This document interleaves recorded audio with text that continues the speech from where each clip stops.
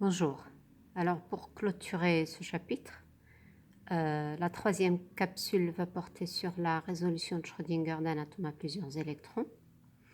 Donc le schéma est le suivant. Vous avez ici un noyau qui est fixe, dont la charge positive est Z, à partir duquel je vais repérer tous les électrons I, ici dessinés en rouge, par leur vecteur position RI, RJ, RK et ainsi de suite. Les vecteurs interélectroniques vont être repérés par RIJ. Donc ici, je n'aurai besoin que de la distance RIJ, RJK, RIK et ainsi de suite. L'hamiltonien d'interaction de l'atome est le suivant. On retrouve l'énergie cinétique, moins h bar carré sur 2m fois Laplacien I pour chaque électron I. On retrouve également l'interaction entre le noyau et chaque électron qui est attractive et qui est aussi centrale. Et on retrouve la répulsion entre deux électrons en même temps. Ici, la somme se fait sur la moitié pour ne pas tenir compte des interactions mutuelles. Donc pareil, le dernier terme nous pose problème parce que c'est une interaction qui n'est pas centrale. Donc je précise que nous avons pris l'origine sur le noyau qui est supposé fixe, RI étant la position de chaque électron, et comme avant, RIJ c'est la distance interélectronique, RI moins RJ. Alors la solution exacte, comme dans le cas de l'hélium, est impossible à cause évidemment des termes de répulsion biélectronique. La fonction d'onde dans la méthode que nous allons utiliser est la suivante. On va considérer que la fonction d'onde à n électrons est un produit entre des fonctions d'onde pour chaque électron. Évidemment, la fonction pour chaque électron serait la solution de l'équation de Schrödinger dans des cas bien précis. Nous allons voir lesquels. Alors, si je calcule l'énergie du système, pas moléculaire, ici il faut corriger, c'est atomique. Si je calcule l'énergie du système atomique, alors elle est la suivante. Donc, c'est tout simplement la valeur moyenne de l'hamiltonien dans l'état psi. Alors, ça va être l'énergie moyenne cinétique, ça va être l'énergie moyenne potentielle, plus le terme de répulsion moyen. Alors, on va poser une énergie moyenne de Kerr pour chaque électron qui est la somme de son énergie cinétique plus l'énergie potentielle. Je rappelle que ce terme-là est un terme qui est central. Donc, cette énergie-là, elle ressemble en fait à un hydrogénoïde. On pourrait très bien la calculer sans aucun problème. Maintenant, l'énergie totale serait la somme des énergies de Kerr pour chaque électron.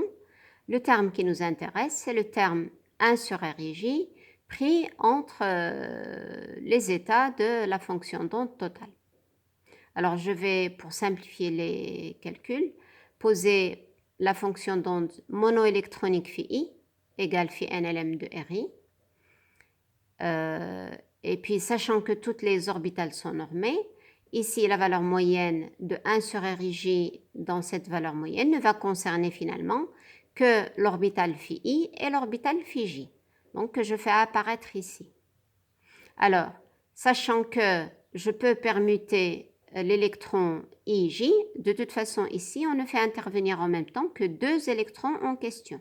Et je change à chaque fois les orbitales I et J. Donc, je vais noter les deux électrons en question 1 et 2. Et bien sûr, ici, dans l'intégrale, on va changer à chaque fois les fonctions phi I et phi J. Alors, il se trouve que je vais décomposer cette intégrale en deux intégrales différentes qui sont finalement obtenues par permutation l'une de l'autre.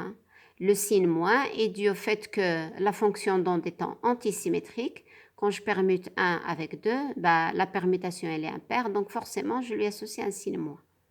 D'accord? Donc, la première intégrale ici, évidemment, vous voyez que dans toute l'intégrale, entre ici et là, le reste des phi différentes de I et J, on ont disparu parce qu'ils ne sont pas concernés par cet opérateur-là.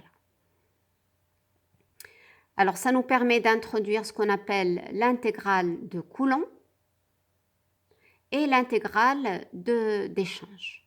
Ce sont deux intégrales qui sont très importantes dans les interactions quand les électrons partagent les mêmes orbitales.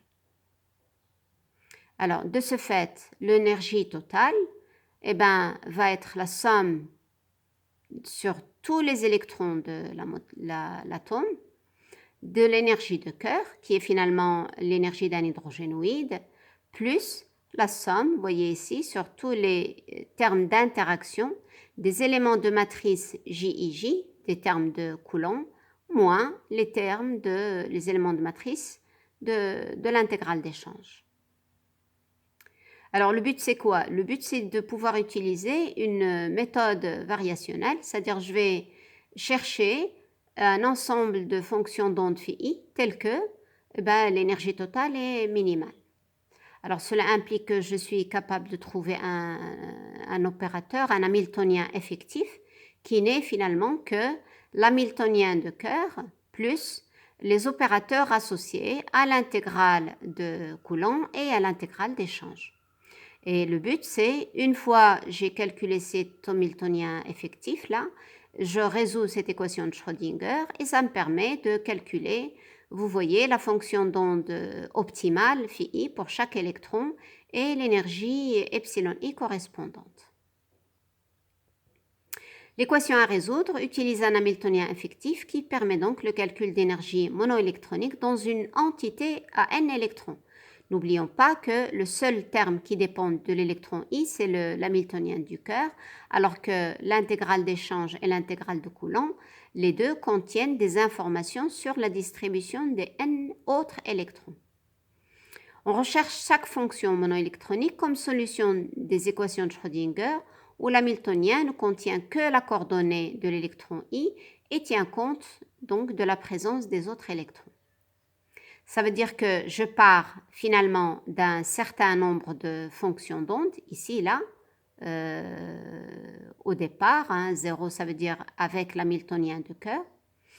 Une fois, je prends l'équation de Fock, on va dire, pour l'électron 1, donc je calcule l'hamiltonien 1, ça me permet de résoudre cette équation-là et d'avoir la fonction d'onde phi1 et l'énergie epsilon 1. Une fois que j'ai fait ça, je remplace pour trouver l'hamiltonien 2 concernant l'électron 2 ici. Et ça me permet, une fois que je résous cette deuxième équation de Schrödinger, d'avoir la fonction d'onde phi2 et l'énergie epsilon 2. Donc le nouveau set de mes fonctions d'onde est le suivant.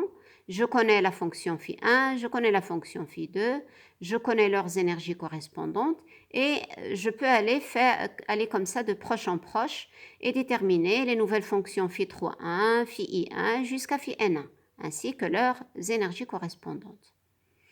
Donc la méthode est une méthode itérative, elle est autocohérente parce que en fait l'ensemble des hamiltoniens effectifs doit être cohérent avec le potentiel de départ, le potentiel exact de départ. C'est pour ça, des fois, en cherchant, vous allez trouver une self-consistent, une méthode autocohérente ou de champ autocohérent. Donc, une fois on a fait ça par itération, je vous rappelle que dans toute cette chose-là, j'ai minimisé l'énergie totale, donc je dois avoir un test de convergence qui porte sur l'énergie minimale de l'atome. L'énergie totale de l'atome doit être minimale. Et ça me permet donc d'avoir mon set de fonctions I, mon set d'énergie I, et donc je peux aisément calculer ici le déterminant de Slater et avoir une fonction d'onde antisymétrique pour l'ensemble des électrons que nous avons. Donc le critère d'arrêt est l'énergie minimale totale de l'atome. Et évidemment, on peut améliorer cette méthode en introduisant les effets magnétiques, les effets de couplage et ainsi de suite.